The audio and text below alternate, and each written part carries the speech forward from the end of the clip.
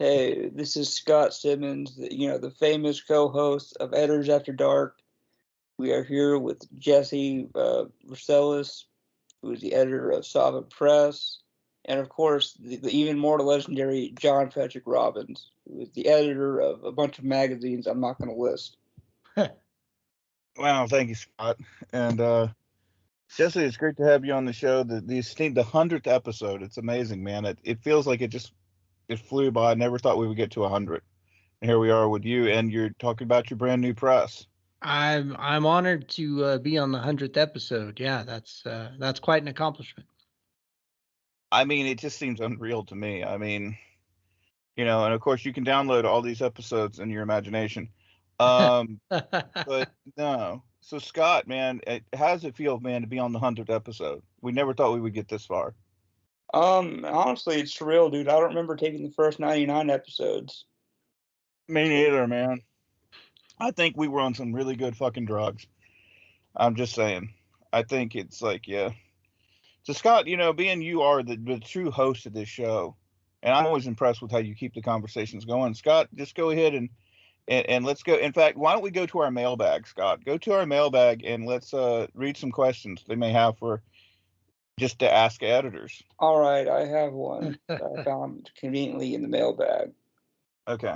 Jesse, what do you think as a new editor, what do you think your greatest strengths are as an editor, and what do you think your greatest weaknesses are? Oh, well, I think my greatest strength as an editor is in my punctuation. I know, when it's appropriate to use a semicolon as opposed to a just regular colon. I'm good with the Oxford comma, which I definitely like. So I'm good at kind of formatting, like seeing how the sentences should flow, and if a writer has written something and I know what they're trying to do with the sentence, I'm able to get in there and mold it a little bit.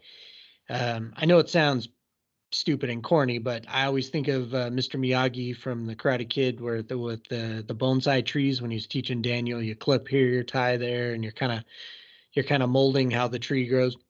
That's how I look at editing. And my greatest weakness is that my imagination is so strong that sometimes when I'm reading, it takes over. So I can miss little typos here and there, especially with my own work, because like I'm seeing the story in my mind and the words kind of disappear on the page. It sucks. I mean, that's what you have me for, Jesse. I always look over your stuff. It looks immaculate. It's just fantastic. Yeah, I'm joking. Yes, and I appreciate you, John. I do. No, I'm a good at editor in chief and strictly being. I'm like a foreman on the job. When I used to work in construction, when we'd see the foreman for 2 seconds and like, hey, okay, cool. Well, y'all need anything? Okay, I gotta get the fuck out of here. That's pretty much what I am. Like, I'm good at running the projects, but Yeah. no, you are, technical editor with it. Yeah, that way better than I am. And Scott's really good at being at formatting and being weird. If you want somebody fucking weird, Scott's your man. Oh yeah, I'm very good at that. Yeah. Well, what's some other questions in the mailbag, Scott? We get so many letters here all the time in the mailbag. All right, Jesse. And something for all of us we can answer probably. Okay, I got it. I'll give both of you a universal question. Mm-hmm. How long do you envision your magazines going on? Go ahead, John. Oh, please, no, you go first. Oh, man, I want to go on as long as I can. My dream is to be able to just make a living through writing and editing, and I know that's a hard dream to accomplish, but if I could get there, I'd be a happy man. That's what I'm shooting for. So. No, that's a really great dream and kind of reminds me of hell. But no, it's like wow. I mean, when I started, I thought, man, I want to always do this and kind of had that, and then basically it just beats you down till you like, I want to kill these people. I'm glad I have all their addresses. I'm kidding because I really love all the listeners. But you know, I mean, I do have their address. I'm just saying, Yeah. you know, the gas is very expensive, and you know, I'm a little bit restricted at the moment. Not that I'm under house arrest or anything. I don't want to imply that, but yeah. How long did I see magazines go? I love starting magazines. I do see the print avenues being more interesting to me. Mm. As far as e-zines go, I don't know. I can't really say. Like the whiskey, I can't imagine anybody else running the whiskey. Scott definitely helps, but like Scott can tell you, I'm a little bit insane. I think I would have to kind of totally leave everything. Then I could probably, I don't know. I can't tell you. I'm lucky to see tomorrow, so I guess I'll just keep doing it till I drop dead on the keyboard. What I have a question for you and Scott. Okay.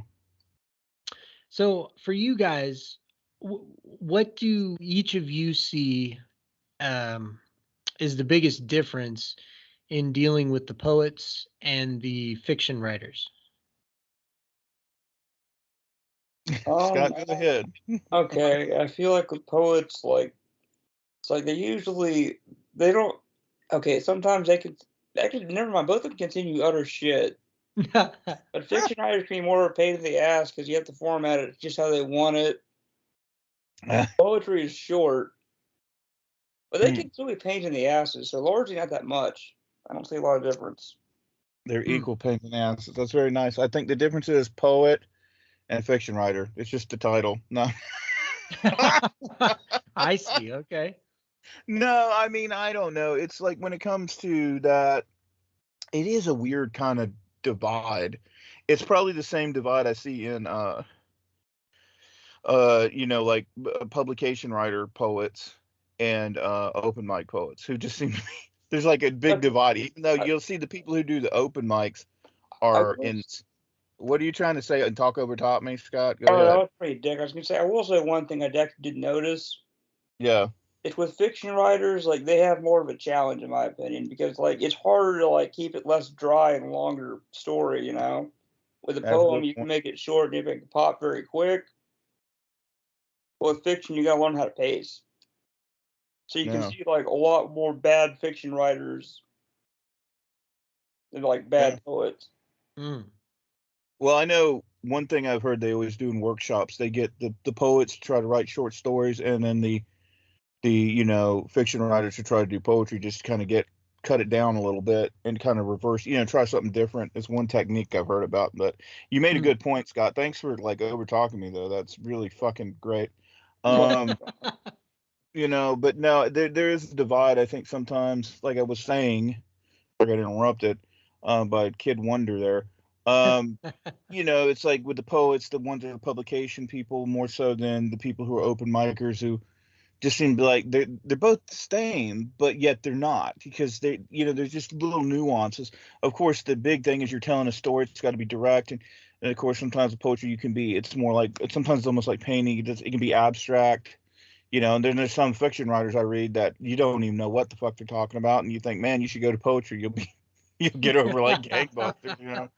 I don't know, man. It's like it's a title, you know. I've done both, Yeah. so but I think there's not too many that you see do it really well. Not to be an asshole, I'm just being honest. It's hard to switch. It is hard to switch between the two. But I think it's good to try. You know, That's why I haven't messed around with poetry too much myself. I think you I actually be really good at it though. I well, really do. I appreciate that, and I know you did publish a poem of mine, and you were Hmm. really complimentary of it, which I kind of found surprising. Um, and I know I wrote a poem it's in the voice of a 15-year-old girl in my Hmm. novel Le Club de Mal, Hmm. but I, yeah, but I don't know. Poetry has always just kind of intimidated me because I know that there's at least classic poetry. There's supposed Hmm. to be like rules and Yeah, no, I didn't. Just one thing I can say, I don't have to. I think people never have to worry about. To me, it's just like it's more like music. yeah. I dig it, or I don't dig it, and I know that other but somebody else digs it. I don't go by that, and that's probably why I got the label, the outlaw bullshit. Once I fucking hate that label, Yeah. is that I don't go by the meters and the bullet, because to me, I think sometimes though the fiction writers can be really good at, because they can just tell a fucking story, so they Yeah. know how even their style is going to tell. Sometimes it'll come off like flash fiction, but I love flash fiction, so it's like Yeah. it's just the way somebody writes. I think a really good writer can do anything, even if they Oh have yeah. to study or whatever a little bit, But but that was a really good question out of our mailbag, because I know, like, I did a podcast a long time ago where we used to have a mailbag that the guy that was reading from the mailbag was writing all the fucking questions. So, What? I'm not dropping names, but anyway, I don't know what you're talking about, John. it'd be No, like, you. John, why are you such a drunken asshole and never show up on time to record? I'm like, wow, it seems like the readers, really, the listeners, know a lot about me.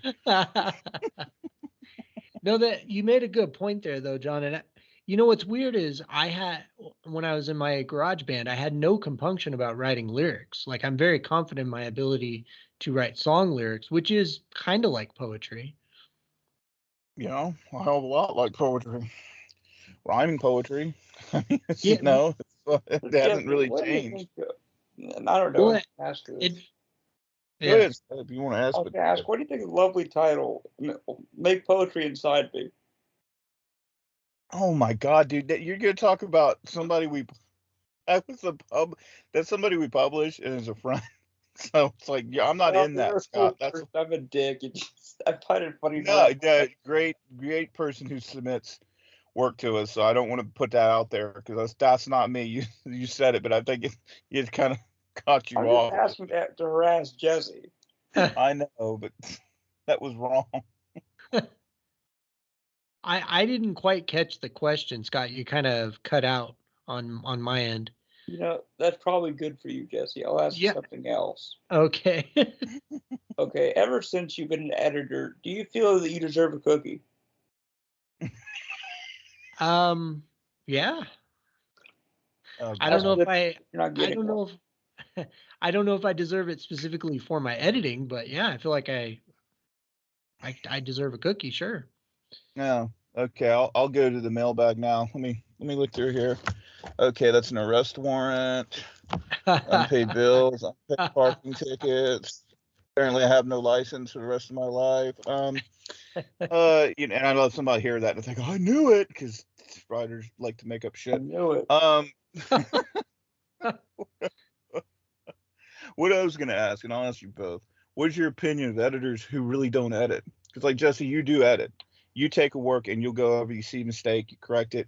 To me, there's a big difference between a lot of people who want to get a title of being an editor and they want to be a copy and paste editor. Now, I've been guilty of this too, so I'm not like knocking anybody, but like, because sometimes, yeah, some people do word things differently, especially in poetry, so you don't always change things. But Yeah. like these people who will just copy paste it, put it on either the WordPress or the Blogger, and not edit when they clearly see a mistake. Mm. Does that drive you nuts? Or, I mean, just because it's like that drives me a little bit crazy. Because, like, if you can catch something and fix it and make it clean, why don't you? Yeah, I think that if you're going to be an editor, um, you got to get in there and make sure that the manuscript is clean. I mean, we all have typos. I mean, it just happens. Even, Okay. I can go over my own manuscript 3, 4 times and think that it's perfect, and then Yeah. I'll find something like just I, randomly looking at it. And I have a so I think. counter argument. Oh, sorry, Scott. I didn't mean to cut you off. Oh no, it's all right. I'm not trying to like be a dick. There is one reason why sometimes I don't always do that. Uh-oh, it's getting That's because defensive now. sometimes people are like, "Hey, I want this weird ass misspelling in here. How dare you correct it?" Oh yeah, yeah, yeah. That happened to me with a known writer in the scene. I felt really bad, but I thought I thought they had just made a big typo. And Oh, like, like people who there's some people who don't capitalize anything. And ah, it's something with poets, you deal with the different thing with more like, the art side of it, where like storyteller wants the cleanest version they can get. oh And yeah. I believe in getting the cleanest version you can get as well, although most wouldn't know it. But I will say this: whatever, I don't care what you are as an editor, any editor. I mean, like, just you're a great editor, man. I obviously, and I've worked with you, and or no, you've worked with me, I should say. And Yeah. and helped me out a lot. That's no big secret. But I mean, shit, it's worth it. I would say any writer, don't edit your own shit. Like, always have somebody else, even after you edit, always have somebody else go over it. Yeah. In my opinion, because you get used to your own language, as Yeah. a writer told me, and I have to, and a friend at the time told me, and I do have to agree, because I know what I'm saying, and then I'll go back and look and like, well, I drink, Jesus Christ, sometimes I need a decoder ring. It's like, fuck, you know. Yeah. Definitely go over your own stuff and have somebody else. And that's another thing. Like, I don't know, man. You see so many people that don't, like, you wonder sometimes, man. I know that I definitely am guilty of it, but you definitely get you somebody who knows what they're doing. Like Jesse. Jesse's always available. Just bother Jesse, 'cause that's Especially what all he you wants. ladies out there. Yeah. Yeah. Well, yeah. Okay, I do my Scott. best. I do my best. Go back to the mailbag, Scott. What's one of our 100 listeners? Okay, let me think of this very deep question that I'm reading. I'm not making up off the top of my head. And who's it from, Scott? You need to say, who's it from? Oh, What's your name? okay, Jesse, this is from the guy that lives behind your house. He's watching you. Okay. All right, Jesse. So, like, okay, is there anybody that you want to reject just for fun? Yeah. Think it's like, oh fuck, I don't want to read this person's work. There is, but he's not a fiction writer, so Okay, it's not gonna happen. can you imply or hint at who this is? Oh God, Scott, don't do that.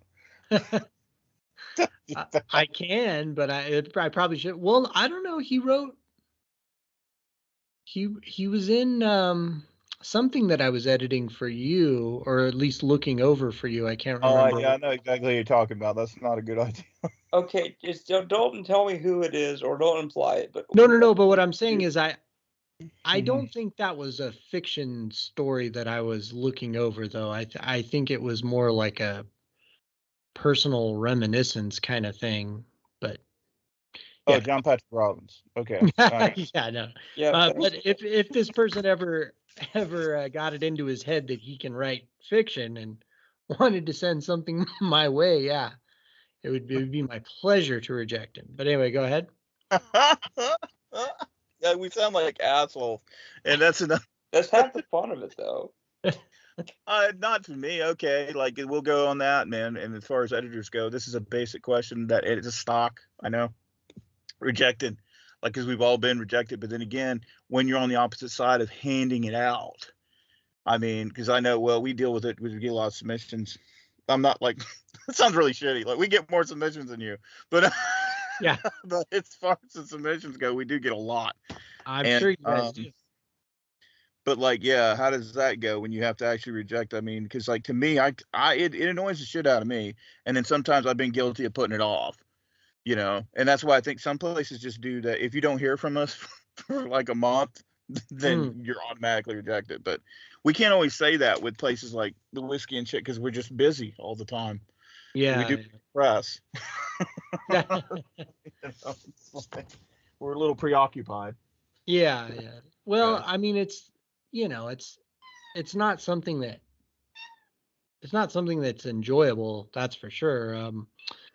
Just in the case of that one person I was talking about, you guys know the story, but obviously it was a little personal beef that I did not start. This person went out of their way to contact me and then just be a complete prick. So, but at Sava, I don't really do rejections. What I just I take all the submissions and then I do my announcements before the quarter of who's going to be published, and then that kind of saves me the pain of having to say sorry. Yeah. We're passing on your work, whatever. Because I've gotten plenty of those throughout my Jeff, writing career. Yeah. have you not accepted anybody yet for Sava?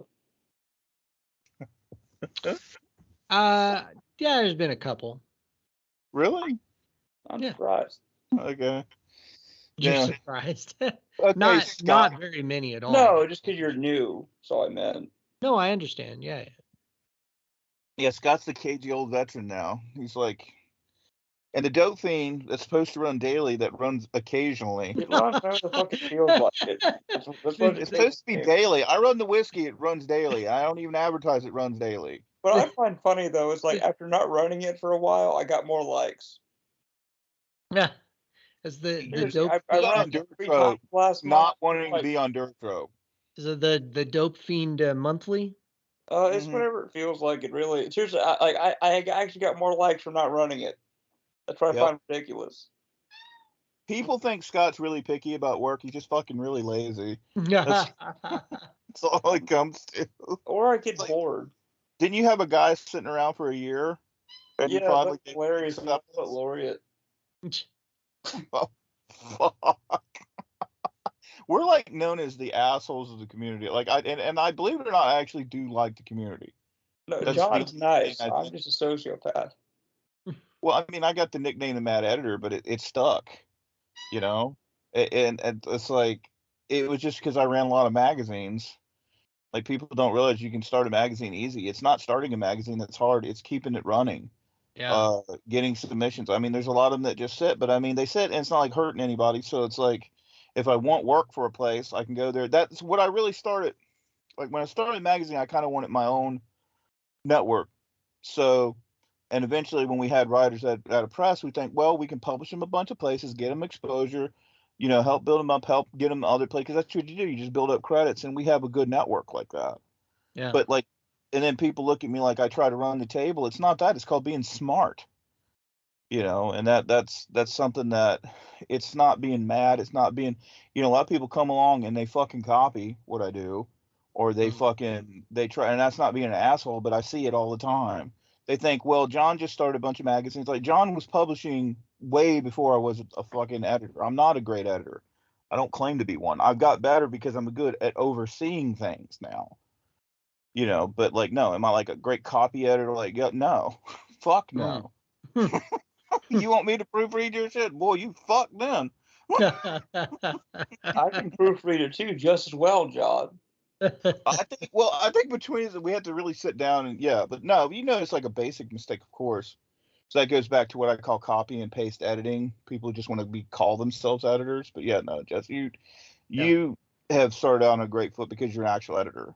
So it's like you can handle it, you can do all the formatting, you can do everything you need to do. But I mean, a lot of that didn't that come from doing like, publishing your own, not like, I can't imagine like the first time I've been curious, man, the first time that you published a novel, how much of a pain in the ass was that to learn all that stuff for you? There was a little bit of a learning curve, yeah. But it was just a matter of figuring out, well, when I was first doing it, through what was it, Create Space? That was before Amazon bought Create Space.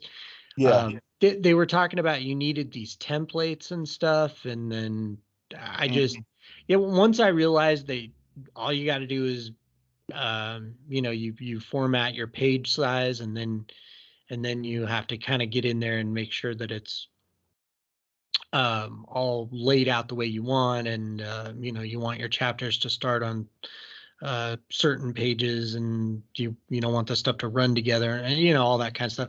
So it was a little bit of a pain in the ass, but I got it down pretty good now.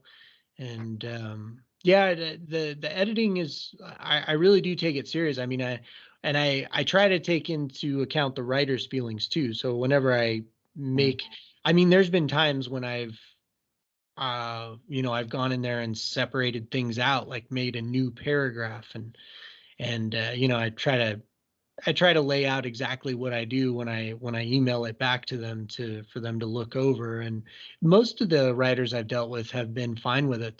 They realize that I'm just trying to make their story better. So I enjoy the process. No. Okay, Jesse, I have a very great question for you. All right. That isn't me being an asshole again.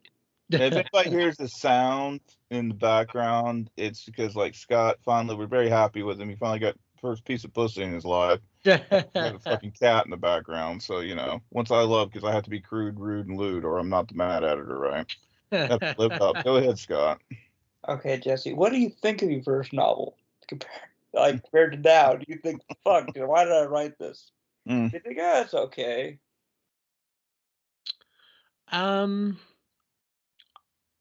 So my first novel is called Bobby's Dream, and I've revised it so many times over the years that I'm fairly happy with it. I think there are some parts that I probably edited down a little too much, so I think in some parts it's a little thin.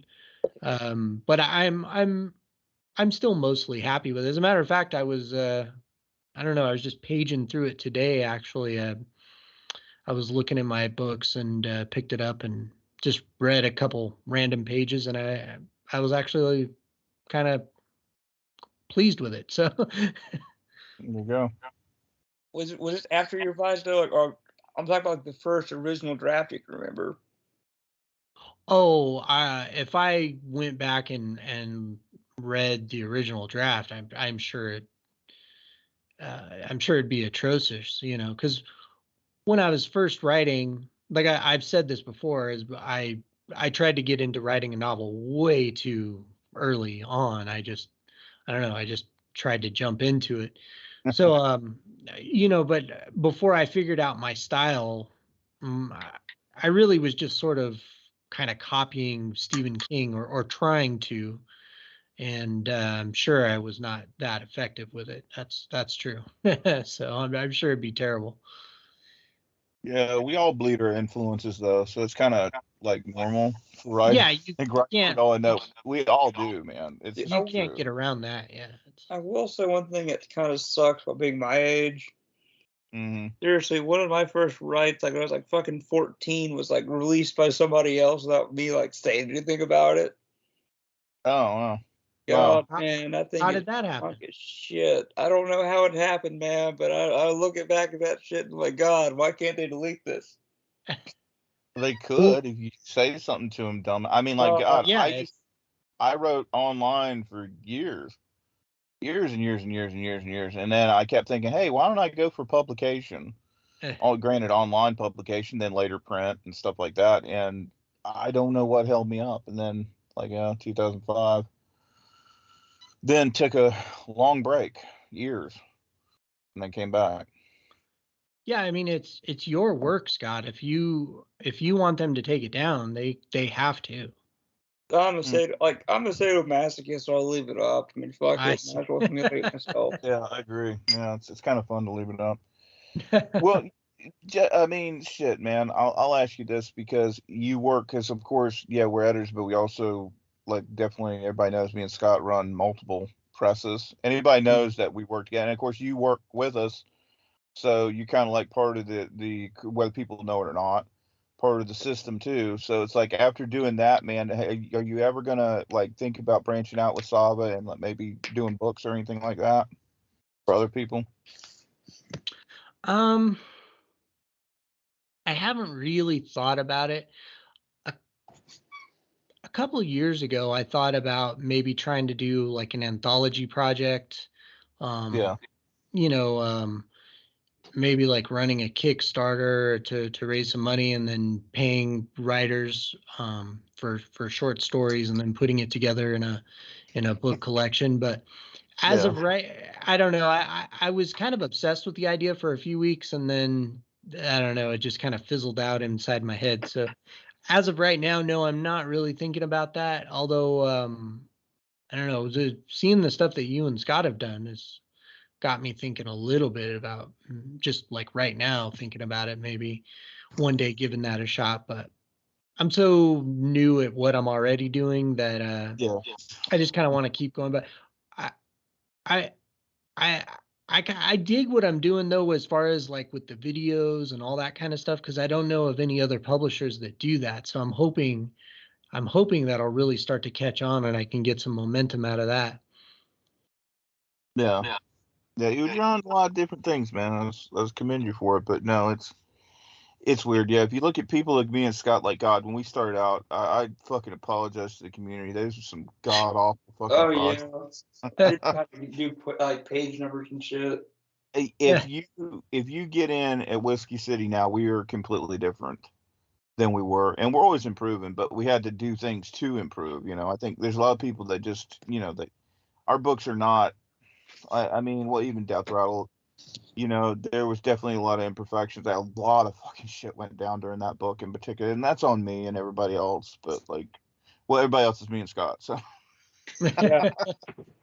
that's us. But I will say that stylized projects are what we go for, not just I mean, some of these places, I'm not gonna name names, but then a writer, Scott, what I'm talking about, when they asked us about, man, just basic shit that you would think people would include in a book, and they're fascinated that we're gonna have ISBNs and page in a table of contents. That one cracked me up. That a publisher would literally put out a book without a table of contents.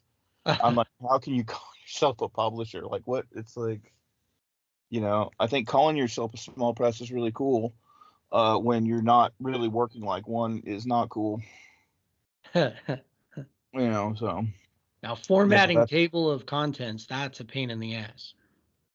Well, that's a Scott job. See, all the fun it's okay, Jesse. You just got to do it until it's right. And that's why I love to give Scott really stylized projects with intricate fonts and things that'll drive him very crazy. Intricate fun too. Mm-hmm. There's probably an easier way to do it. I think I do it the hard way, but it's also in kind of the simpler way. Oh, you do it the hard way, huh? I think so. Yeah. Scott's got it down. Scott's pretty good at I mean, Scott's excellent at formatting. He's excellent at formatting, but it's we had to, and now we got now you got really basically the core of Whiskey City's all in the same room. So people didn't know that, but yeah, you should always have as many people as you can working on projects to make them awesome. If you really want to call yourself a press, Right. But anyways, that's how does it feel? To be on my own?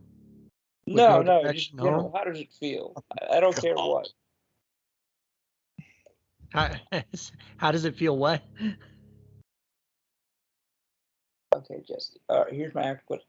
So, how does it feel to become an actual editor-in-chief versus just being a writer? Is it an upgrade? Is it a downgrade? Or is it kind of fuck it? I know Scott's answer. I don't know. I like it. I like the title of editor-in-chief. If you want mine, you can have it. You can have mine too while we're at it. Yeah, sure. You can have all of our. You overnight can get more magazines, print magazines, than any other human being on the planet. Yeah, Scott. I have a question for you, Scott. How much do you enjoy doing a print magazine, and what century can we expect to see your print magazine on the market? I can get it done within one of the centuries. I was gonna know because I'm pretty sure writers are all gonna pay me. I'm doing all right with it. I just getting it extra fucking set, but I'll fucking be OCD about shit. If it's not done exactly right, I'll be like, oh, I'm autistic. I can notice this. You're a bit crazy about that shit. And then so when other people get mad at me, I'm like, hey man, we got one formatter. I'm just saying, if you'd like to format for Whiskey City and you don't want to be paid, come on over. I'm pretty. Jesse, one day you can earn as much as I do. Really? I hope so. Yeah. I'm pretty stoked though because I have work coming out in print magazines from both of you guys, so that's going to be awesome. Mine will take a little less time. My first print magazine took a year. I believe we had the work, then we didn't have the funding because I actually got funding for mine. This is a funny story because I was doing another print mag, and that print mag I didn't want to do funded the one that I did want to do. So there you have the Black Shamrock. Once now it's not a print. I wish it could be a print. It's a beautiful magazine when it can be, but print zines are whether people get it or not. There's a reason some people, and I'm not knocking people, they'll do umpteenth anthologies and they won't give you copies because it costs a fucking fortune. Yeah. if you can do them, and I have seen one print scene that if you can just make them yourself, it's way cheaper. But it's hard to give. Not I like polished type products, and that's the Yeah. thing. So it's like, and when it comes to cover art and stuff like that, I always have to have it pop. So, I mean, not to toot my own horn, but when it comes to covers, there's not many people that touch me, and that's the truth. Yeah, I've no, seen that's some. I love stuff. It's like it's.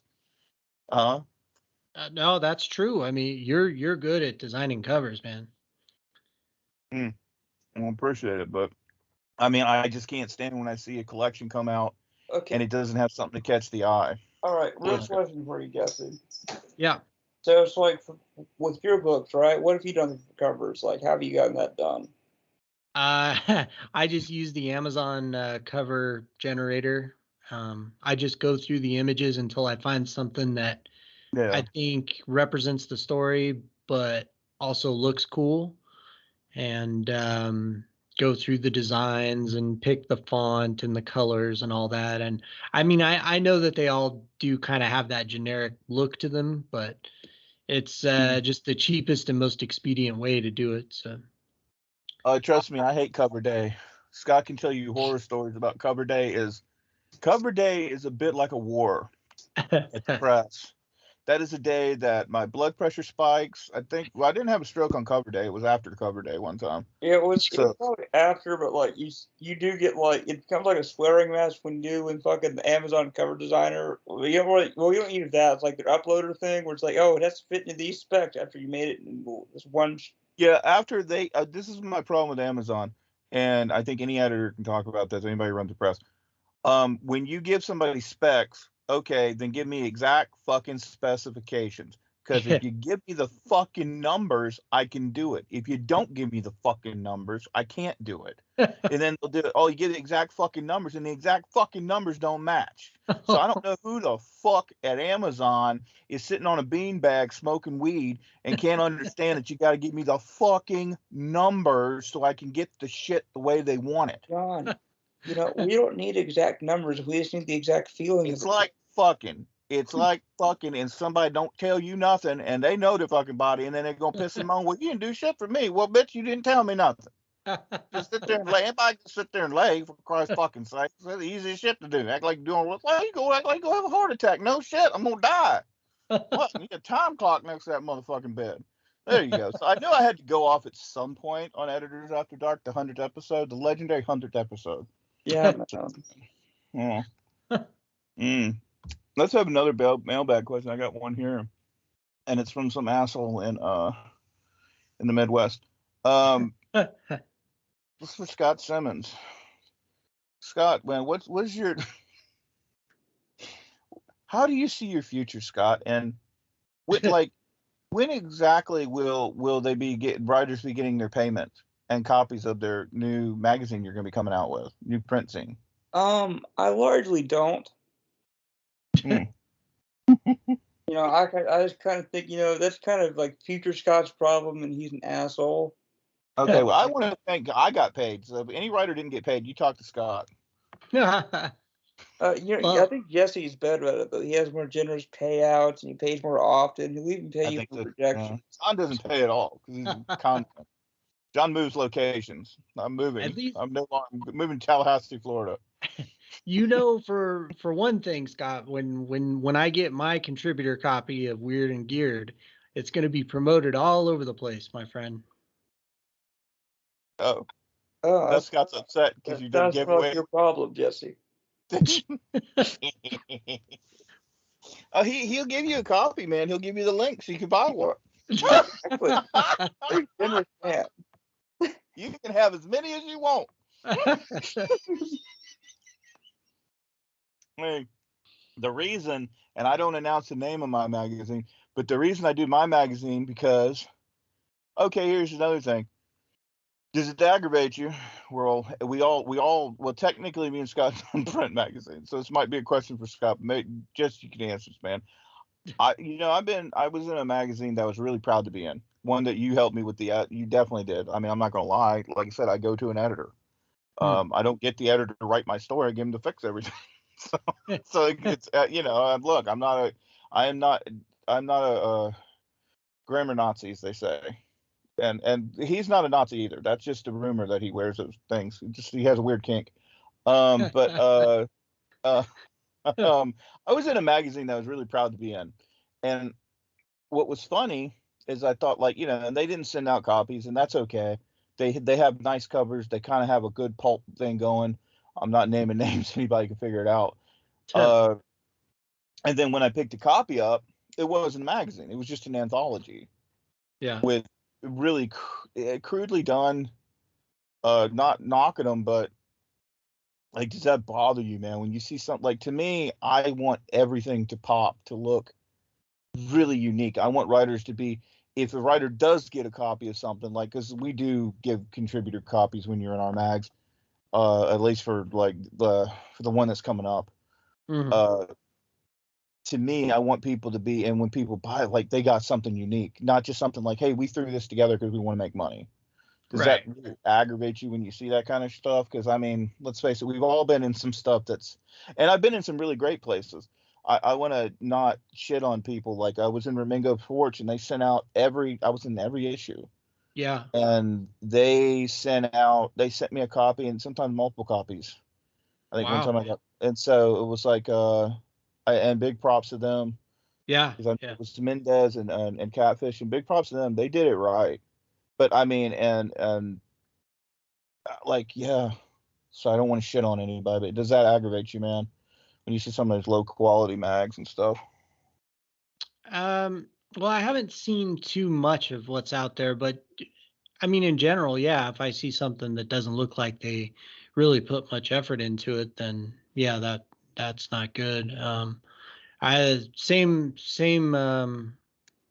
experience with Ramingo Porch for me as well. I was in 2 issues, and they were really cool guys. I got my contributor copies, and I did, at the time, I did promotional videos for them for my old YouTube channel, and they were really appreciative of it and stuff. And what I'm most proud of for me is in those 2 issues that I'm in, I'm the only fiction story that's in there. The rest is all poetry and weird little essays and stuff. So that's kind of a cool. Oh, no, you didn't, girlfriend.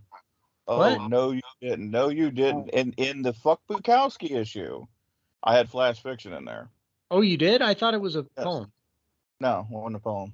No, it was flash fiction. John showed me it a few times with friends. Yeah, that's right. Oh my God. Oh, All right. oh, whatever will I do? Oh, I've got to go get my tampon. I think my period's coming on. Oh my God. All right. No, meanwhile, back at Legion of Doom, Yes. it's a shame. I wish more people got to read that, but like, that was a great thing to be in. I love being in the Fuck Bukowski.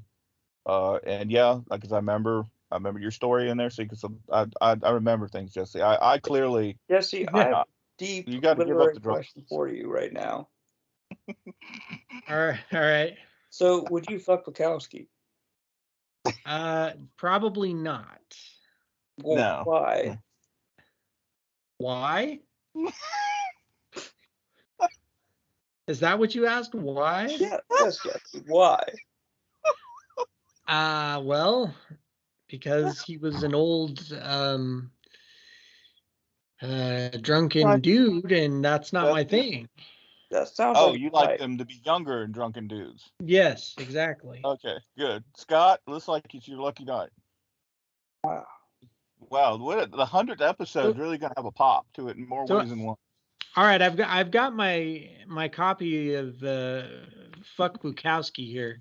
Meanwhile, back at the Legion of Doom. Oh shit. Yeah, it's a little bit longer than that's not really a poem. Yes, I apologize. It's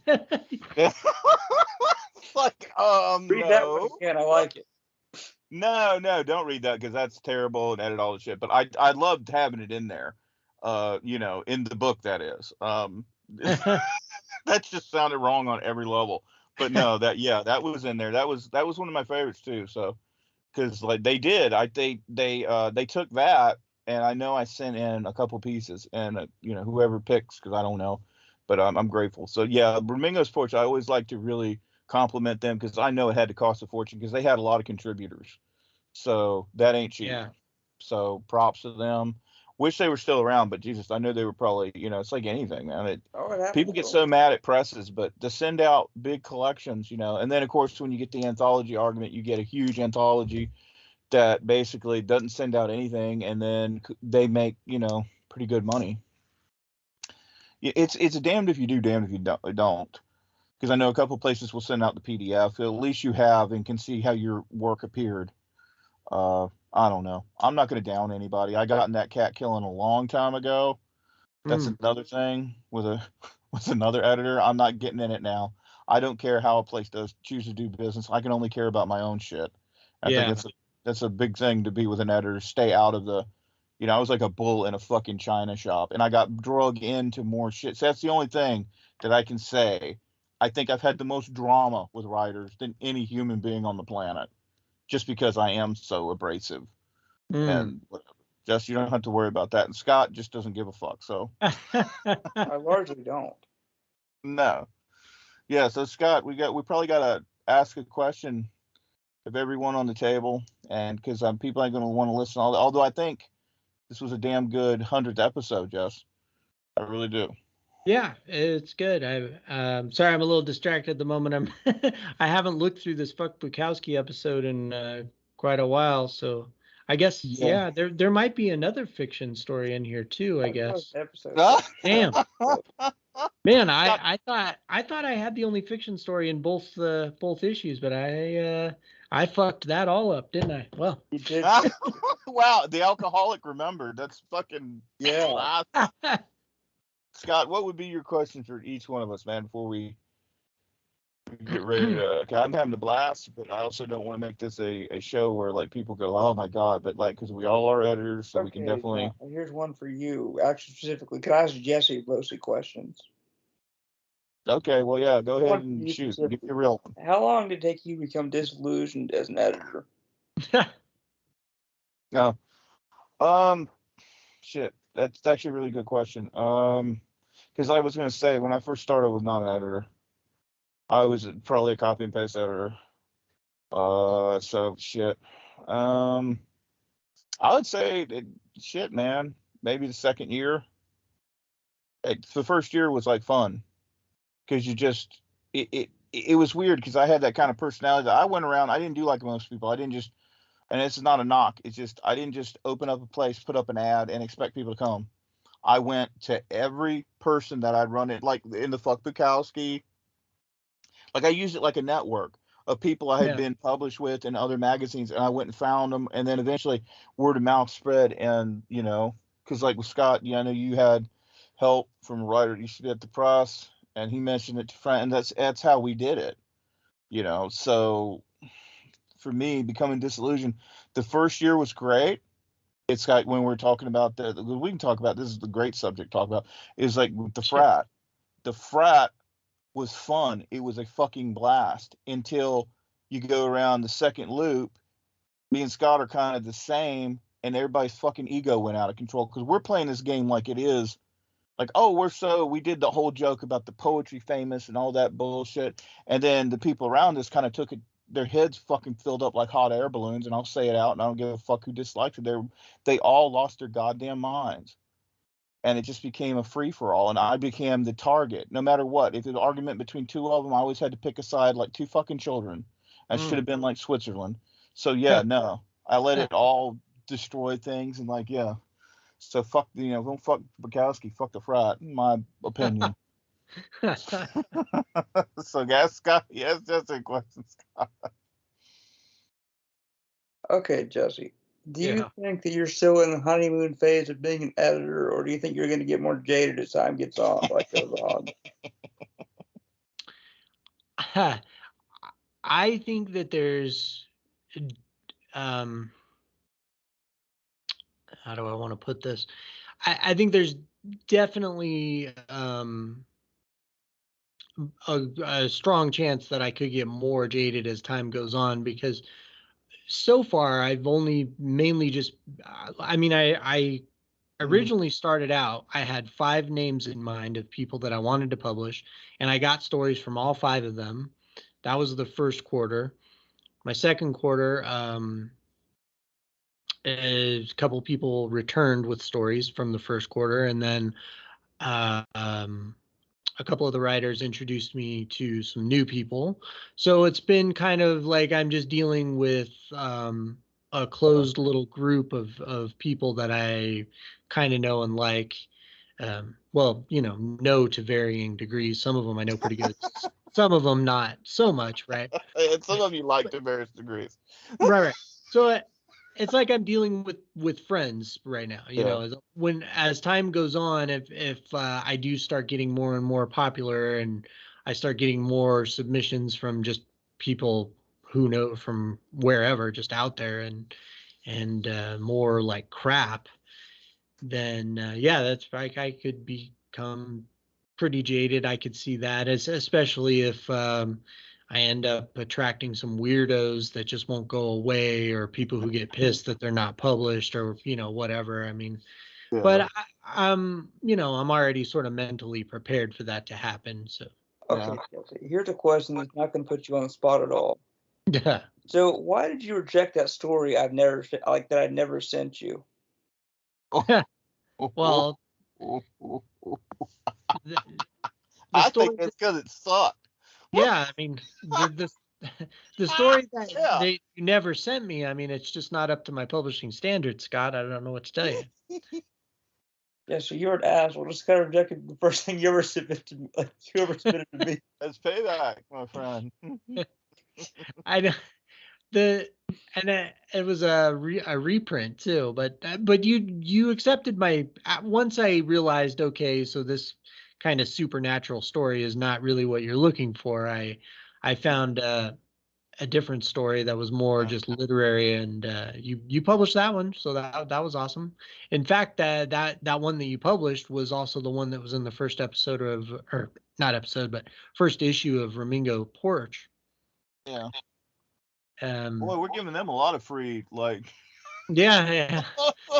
Okay, But they're I mean, friends, so. you just recently published my short story Punchline, but I did write that tailor-made for the Dope Fiend, so. He doesn't give a shit. Like, people should know this about Scott. Like, I'll write tailor-make things, and he doesn't give a fuck. I don't.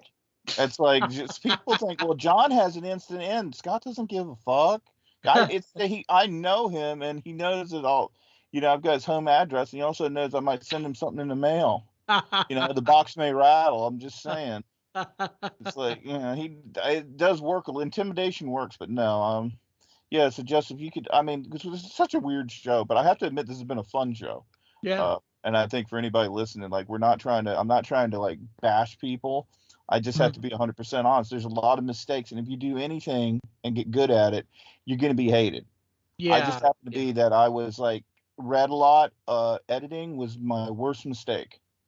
Running everything was my worst mistake, because if I had just done like everybody else and play the ass kissing game, and I'm going to say this on writers, if I played the ass kissing political game that a lot of other people play who fucking suck, and I ain't going to name names, but just kiss everybody's fucking ass, everybody likes them, heart, heart, heart, heart. Well, I was that way too. It used to be, if you're going to go by your likes, like 100 likes, bullshit like that, yeah, that's great. That's fucking great. You start becoming an editor, publishing people, then you have problems, then you have problems with one asshole, then you block them just because you don't want to hear their shit and you don't want their friends. Then next you know, every one of their friends is attacking you. You're blocking them. It becomes like a fucking game. It's like that fucking thing where things pop up and you have to hit them. And if you're not going to kiss people's ass, that's what's going to happen. So what did editing do for me? What did running all these admin? It did not a goddamn thing. I fucking hate it. I really do. Technically, I'm just going on a tangent, but I'm letting people know. They think I am worn the fuck out from writing. Like, literally, my nerves are shot. Because every writer, the people who are my friends, like people in this room, the people who know me get me. The people who don't, they listen to their fucking friends. They listen to whatever just because I didn't publish your stuff, or maybe I had problems with somebody who was a fucking prick and I told them so. It just, when you're going to be honest, you cannot be friends with everybody. It's not going to work. At the end of the evening, I have to run a magazine. So, like, you may not dig what I run, and maybe I didn't publish. I'm friends with you, and I publish your work because I don't just publish what I like to read. I publish what I know other people like to read. Mm-hmm. It's like, but that comes from being a DJ, not a fucking editor. And so, yeah, like if you want to really if people just want a popularity contest, don't be a fucking editor because you will get hated after a while. And there's Yeah. few that are really hated, but there's few that actually will tell you no. There's a lot of them just say yes, yes, yes, yes, yes, you Yeah. know? And it's all politics. There's places I can't get into because, so and so who's got a fucking fat ass and a fat ego can't fucking, he likes to go, he fucking said my friend no more. Fuck him. And he knows who he is, and he knows I'm talking about his fat fucking. I know the wrong guy's going to think it because there's, we're not exactly exercise freaks, but it's like, present company saluted. But I'm very it's for just exercise. no. But Scott, you know exactly what I'm talking about. It comes down to the politics, all the shit that people think, oh, Mad Editor, just so much fun, hee hee ha. It's fucking miserable. So like, if people really think they want to be so known for the editing, you're out of your fucking mind because it's not fame. It's bullshit. We're not famous. None of, we're not going to be like, oh, I'm going to walk into bars. They don't give a fuck. They wouldn't know half the known writers if they walked in there. Right. You don't expect it anyways. That's just ego. You write because you want to leave a legacy and create a great page. I think it's experience. People just walk out, like, then they look at me. They're like, "Wow, it's Scott Simmons." Yeah. No, it's just I do stuff It's because the I want hair, to Scott. out there, and like we do stuff at the press because I want to create art. That's all. I want to. It's not that I want to flood the market or anything like that. I want to push writing, and I want to. That was really my intention, was to push writing and writers. And then I realized why some people never got a push, because they're too ego driven. They're fucking assholes. Because you got, it's just true. So Jesse, you can ask a question of either happy person. Probably ask Scott. What would be your two questions? Well, you can ask me anything too. I don't care, but I do have a question that's kind of been simmering in the back of my mind, but just real quick, I just want to respond to a little bit about your tirade that you just went on there, which I totally understand. For one, I think that some of that kind of drama that you were talking about, I think that you guys have dealt with way more of that, probably because you do deal with the poets. From what I've seen, it seems like the poets are, I think they're a little more impulsive, just because a lot of them, it seems, and this is going to tie in with the question I'm going to ask you guys. Okay. But it seems like they just write like whatever, you know what I mean? They just throw it out there. A lot of them post it right on their wall, and I think that they don't have a whole lot of patience. Whereas fiction writers, it takes time to craft a good story, and then we sort of get used to having. You're making more enemies by the minute. Go ahead, taking all the. That's fine. Yeah, we have to, we get used to waiting for the callback or the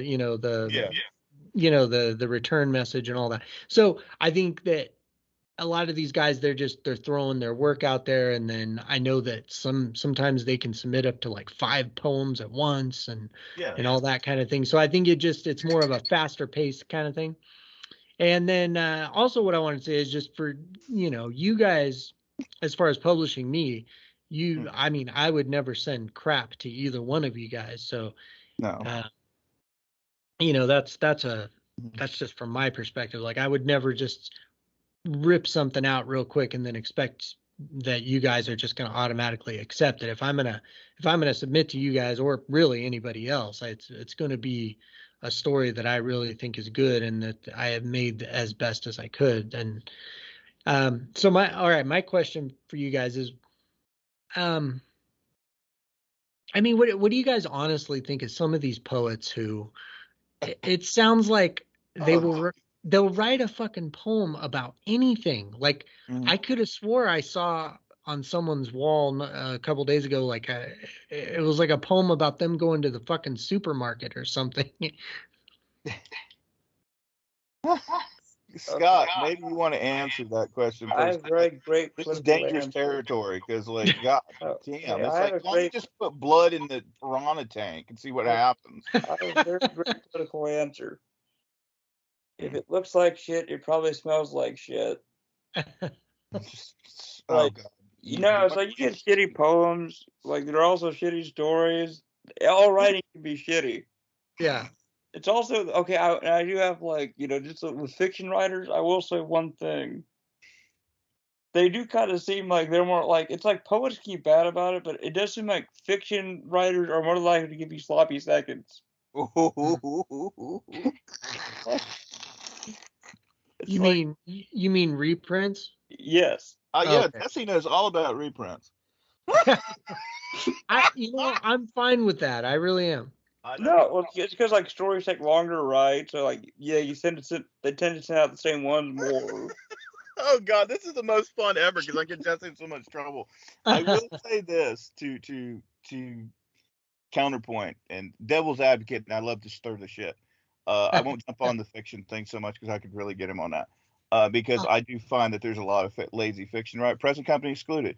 Jesse will write a fucking story. He doesn't fucking republish it 20,000 fucking times. When people give you an opportunity, send them something. Because if you're a writer, you fucking write. Even when you don't want to write, you're right. I'll say I'm going to quit writing every 2 fucking seconds. Both of you know that, but I never quit fucking writing.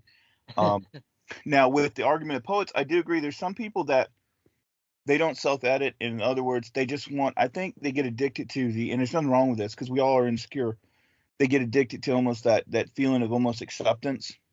So they'll put something up on the wall, and I'm not knocking people. And they're gonna hear. See, they'll hear the bad part of that. That's what's gonna go through their head with me because I'm just hate it like fucking Napoleon. But it's it's like they get addicted to that, and I understand that. But I will say that a great writer, no matter what genre they do, is a craftsman. And I know plenty of poets that are craftsmen that are funny about putting out books. They are funny about every little detail.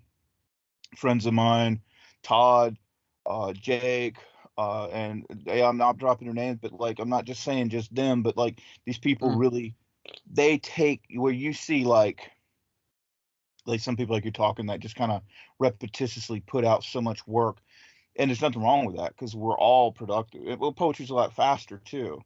In some degrees, but like there are those people that really craft, dissect, and those are the difference. You have to read the people. There's always different levels. I don't care what you're into. There's always going to be different levels of fiction writers. I try to be like a pulp writer. So yeah, I do a lot of shit that's basically like going to a B movie, but it gets over and it connects. I'm the worst grammar guy in the world. That's why I fucking have it's looked over. I try. I'm always trying to improve. With poetry and stuff like that, yeah, like you try to craft. I can be a little bit longer winded. I don't think everything has to fit a form. That annoys the shit out of me, but I do think no matter what you do, that a great writer is always going to be great and a craftsman compared to somebody that just wants and needs that. And with art, it's self-expression. Who are we to judge? So, and I think that's actually nice. It kind of buried my. I still don't regret my tangent, by the way, because that's just the fucking truth. Right. So it's just like you're sitting there. I want to get started. Yeah, dude, you do until it, but it's like anything. There is a seriousness with fiction writers. Sometimes you have a little less drama. Yeah. But I will say, dude, sometimes it's very fucking dry. Because lit fiction and what you would consider commercial fiction are two different things. If we're talking about like the comparative of like Stephen King, and you're talking about someone who's writing for like a paper that's going to be in a college, right. monthly or something, that kind of fiction, it can be so goddamn boring. By the time you get to the end, you're like fucking, you're like on autopilot. Like, what the fuck was the point of the story? And I do like a dry ending sometimes. Yeah. With a recent story, I went more with the dry, more emotional, more, not like there wasn't some big pop, wasn't nobody's getting killed or anything like that. Right. Yeah. So there you go. Yeah, Scott, you have any more to add to that, Scott? I zoned out after a while. Oh, thank you. I'm kidding.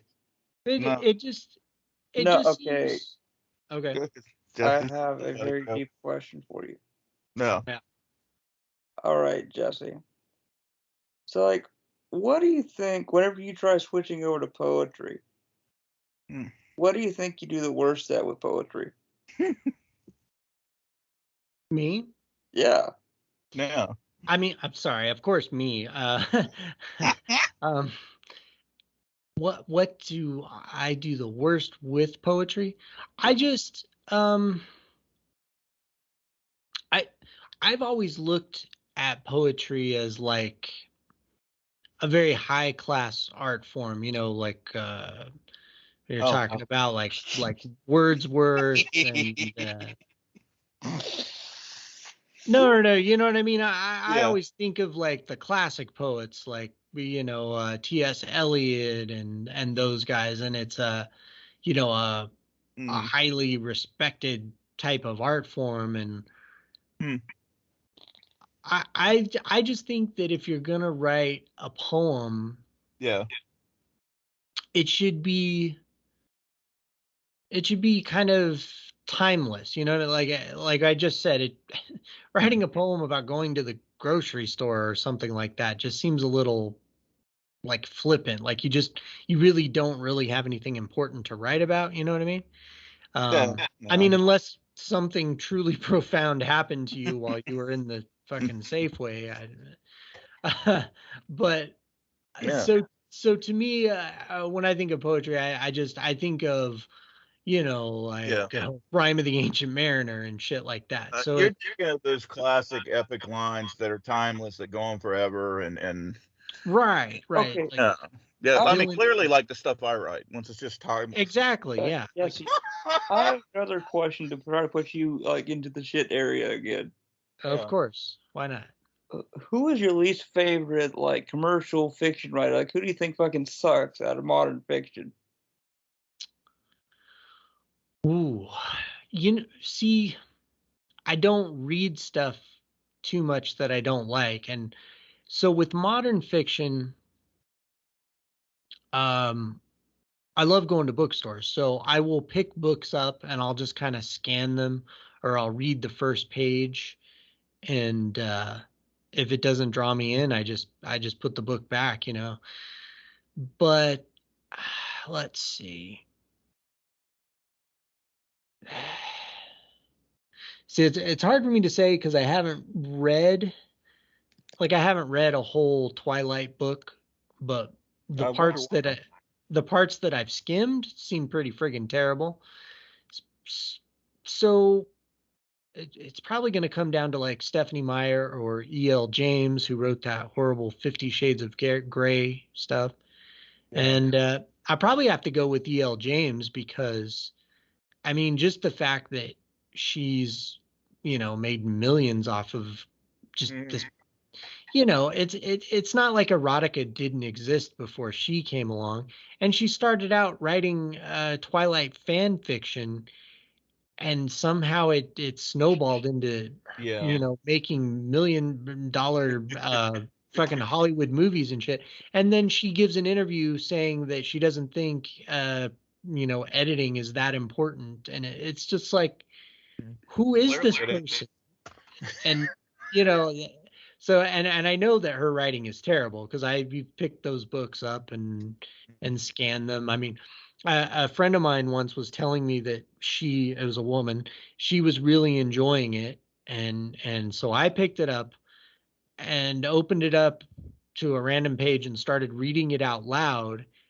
And it was just ridiculous. Like, she even had to admit, okay, when you read it out loud, yeah, it sounds horrible. And I'm like, well, then what the fuck?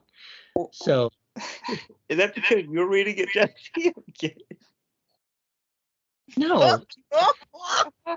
God, Scott, that's I'm just no, I understand. That's a good shot. I teed that one up for you, so you had to go for it. Oh yeah. So I get that's a very long answer, but yeah, probably E.L. James is the one. Okay, how about you, John? Like, who do you think sucks out of commercial writers? Especially yeah, but see, you're asking the one guy that's a heat-seeking missile all the time. That, like, I'll just say somebody, and then people will be like, "Oh, they're a great fucking writer." I know you love Nicholas Sparks. Okay, yeah, perfect. Yeah, Carolina's biggest bastard. Once I healthily like to take, even though I might be a typo nightmare, I think way better of what I do because I give you reality of relationships opposed to every book ending with some annoying twat dying. It's like, oh, it's the love of their life. Now they're dead.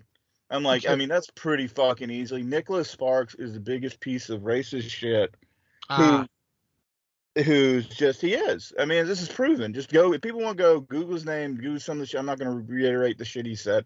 And it's not that. It's that I think his writing is garbage. And like, what's he going to do? Look me up and whip my ass? I'm like, fucking. He ain't worried about me. I don't like that kind of shit. I think romance novels are largely crap. Yeah. They're basically just pornography for women because they're more on the mental side, quite literally. And like bipolar. I mean, and once that won't get us in trouble, but I'm not getting laid anyways. So, yeah, I mean, thank you out there for that. But it's like, no, I think Nicholas Sparks is garbage as a writer. It's just the truth. The guy writes ridiculous crap that is not. It's everything ends the same. He kills every character. He fucking, and I know somebody will write me some, whatever, like, I don't know, some frustrated housewife or whatever that probably write me or some other dude or whatever. I don't know. I don't care. I just think he sucks. It's not. There's no passion in there. Even in the dialogue. Okay, there's one thing I hate because one thing I'm a decent at is dialogue. I can at least keep you there. I can put some humor in there, and maybe, yeah, I use it too much, but at least can keep you interested. This guy cannot write that, and it's just like, is he an accomplished writer? Sure, he's loaded, So, like, who gives a shit? It's ultimately like, it's like music. It's never good or bad. It's just you dig it or you don't. I just can't fucking stand Nicholas Sparks. I just fucking think he's crap. I can totally understand. I've never read any of his stuff. I don't even know if I've ever picked up any of his books and page. I'm sure I have, but No, just watch his movies. Man, fucking. I I did watch The Notebook. Oh. A coworker of mine like brought it to me, gave me the DVD and said, "Here, just watch this movie." And I didn't want to, but What I, kind of you know, what they the fuck? they basically forced me to take the DVD, so I took it home, I watched it, and yes, I thought it was crap. So in I other words, you love mean, I watched it with the sound off. It was all right. Yeah. But it's like, no, I mean, like, I get it, and I get why people like it, and I get why people like I write about relationships.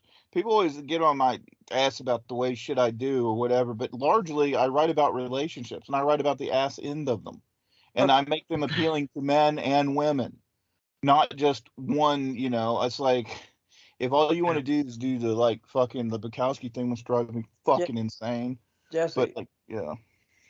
Wait a minute. I gotta ask something that it's popping in my head now.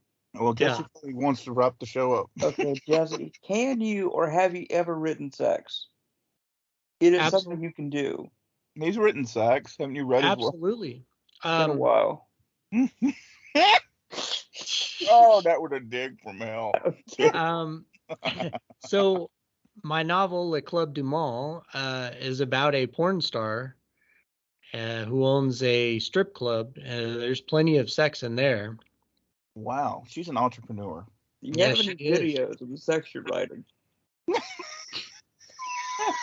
No. Oh, damn. Okay. Wow, Scott. Wow to you, kid. Yeah, Well, definitely. Go ahead, buddy. I'm sorry. Oh no, I apologize for. No. But how about you, Scott? Are you going to continue working on your fiction, or I feel like it. If you feel like it, okay. Yeah, Jesse, why don't you give an true editor's opinion before we get out of here? Scott's first fictitious short story. It sucked. What, the pirate one? Yeah. It sucked. It was like too short, and I was trying to like compact it too much in my head. If it else didn't want to like go on too long like a left turd by reading it sucks. Build up, over. Honestly, I understood what you were doing with it. And I mean, yeah, obviously it needs to be fleshed out more, but I think that you have the germ of a pretty good little story there. Yeah. There's hope. There's definitely hope. Oh, I was more encouraging than Jesse. Jesse was really mean to you, Scott, and I just told you outright it sucked. I mean, like, it's clearly nicer. I'm just glad. Who are you, John? I'm not famous. Who gives a fuck? I'm just John. You know, I'm a character. See, that's the whole thing with me that I have above. I'm not above other writers. Is that I'm a big character. You know, I'm like one of the characters I write about. That's the whole thing. It's like a gimmick, and I live it. And it's not a gimmick, you know, because if you know me, I'm a fucking obnoxious prick. I mean, you're all my friends. You can pretty much say, "Yeah, John's all right, but he's a pain in the ass." But you know, it's just me. You know, I live full throttle. So, anyways, guys, we'll get ready to wrap this. I had a great time. I want to thank you both for being on the 100th episode of Editors After Dark. And if you want to be on Editors After Dark, all you have to do is simply write the Dope Fiend Daily at or the Daily Dope Fiend. Isn't that right, Scott? At gmail.com. Yeah, And remember, you have to actually be an editor of some kind. You cannot be on the show. No editor, you don't belong. I'm sorry. It's a private club. I will respond to you just like I respond to submissions, by the way. We're serious about that. I actually enjoyed this show. This was fun. Yeah. With a round table. And it was fun to just go off on tangents because I love to go crazy. It was fun, but yeah. You went off on a few there, that's for sure. Well, no, I told the truth about this shit. And then people say I'm bitter. Do what I did. And then you can come talk to me. A lot of people talk a lot of shit. And a lot of writers supposed to be my friends talk about, not these guys, not you guys, but they talk about well, you know, this and that. When you kiss everybody's ass, it's easy to get along. Yeah. When you have to do something different, and we do something different now, and I admit my faults. Whiskey City sucked when it started. It was crap. Go look up. In fact, I think we pulled it. Sex, Drugs, and Poetry. I mean, there's no fucking ISBN on the back. How we pulled off that motherfucker, I don't know. It's terrible. It's terrible. My work was terrible. It was shit.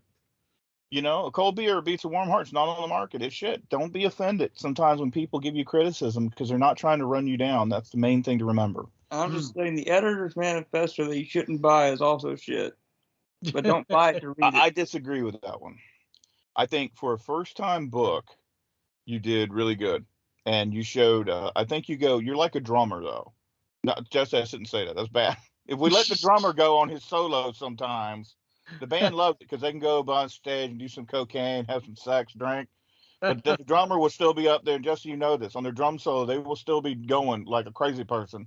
And Scott got to be format crazy. And I think that he kind of forgot, you know, I'm being serious, man. That's not me being an asshole. I think like you're really good at creating these unique things. Whiskey City wouldn't be the same without you. It's not largely me. I think I'm good at covers. That's it. I'm good at overseeing projects and covers. Jesse's a great technical editor. So annoy the living shit out of him. He definitely works at the press. I appreciate you both. And it's been Editors After Dark. I kissed your ass enough. I'm ready to go. Enjoy the night. Jesse, can you pick me up and give me a ride to the club, the late night bowling club I like to go to? I'll be right over. It's been a blast participating in the 100th episode and my very first episode of Editors After Dark. And now I got to go back and read this Meanwhile at the Legion of Doom. Oh my God! It's, you know what, and I my condolences. It's a good story, but God, it needs editing, and I admit it. But thanks to Kat and Mendez, and I know that God, I forget his name, who really owns the press, for taking it. They gave me a break, even probably when they shouldn't have. But to put me in that was great. Share a page with you, awesome. Yeah, Scott, any last words? None that I should say. Come on, Scott. Leave us with some words of wisdom. Well, here's my words of wisdom. Whenever you have to submit work to an editor, you should try to have work to submit. That's true. Brilliant. And also, you should send them to me. Well, folks, thanks for listening to Editors After Dark. Gentlemen, thanks for being on the show. And people send in. If you want to be on the show, remember you have to be an editor. Keep that in mind. That's the guideline. Look out for Sava Press. It's on the make. And Jesse's looking for work for fiction writers. He likes gritty fiction. He likes that. He likes crime. He likes horror. He likes it all, but he likes to have a little impactful. And he wants it real. I think that's the main thing. He's a hell of an editor. So. And the Dope Fiend Daily runs on occasion. So, yeah, send some work. And maybe next year he'll fucking actually have his print magazine up, and he might actually put you in his zine. Till next time, good night, people. Good night, guys. Good night. All right.